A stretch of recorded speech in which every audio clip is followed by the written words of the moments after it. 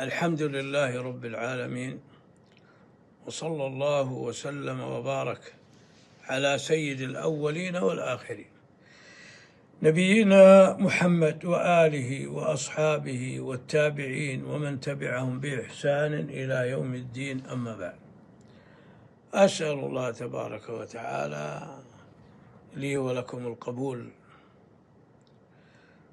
والجد والاجتهاد في نهاية هذا الشهر المبارك. أيها الأحبة، أود أن أتكلم عن موضوع نقع فيه كلنا إلا من رحم الله، وهو موضوع الغضب، وخصوصا عند الصيام وفي آخر النهار، وعندما يذهب الشخص ليقضي له حاجة، وزحام السيارات وزحام المشتريات وهكذا، فقد يقع شيء من الغضب في قلب الشخص. ولذلك النبي صلى الله عليه وسلم حذر منه.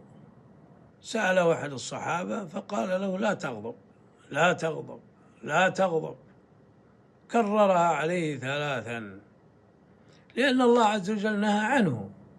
قال جل وعلا: والكاظمين الغيظ، وهذا فضل من الله يؤتيه الله عز وجل العبد. فلذلك نسأل الله تبارك وتعالى من هذا الفضل. كظم الغيظ يعني أن تحبس النفس عن الغضب وتمنعها وتسيطر عليها وعلى جوارحك، فلا تبطش بيدك ولا تتلفظ بلسانك بألفاظ بذيئة تندم عليها، لأن الإنسان إذا غضب وطاش به الغضب ما يفكر فيه ماذا يقول وماذا يفعل، فربما قتل وربما جرح وربما تلفظ بألفاظ تذهب مروءته وتذهب بارك الله فيكم هيبته وما شابه ذلك.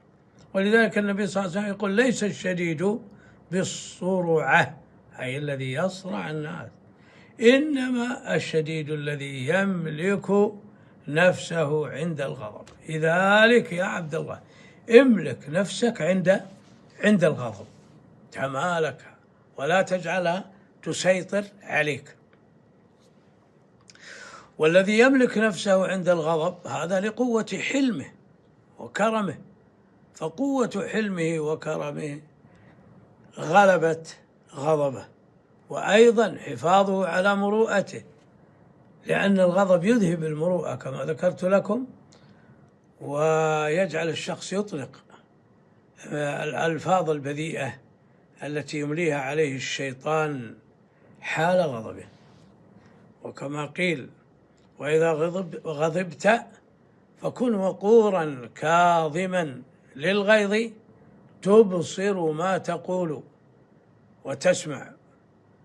وإذا غضبت فكن وقورا كاظما للغيظ تبصر ما تقول وتسمع، فكفى به شرفا تصبر ساعة يرضى بها عنك الإله ويرفع. وهذا يعني كرم من الله تبارك وتعالى. علاج الغضب له طريقان، يعني علاجه بالأدوية المشروعة له طريقان، إن شاء الله سنأخذها في الوقفة القادمة. والسلام عليكم ورحمة الله وبركاته.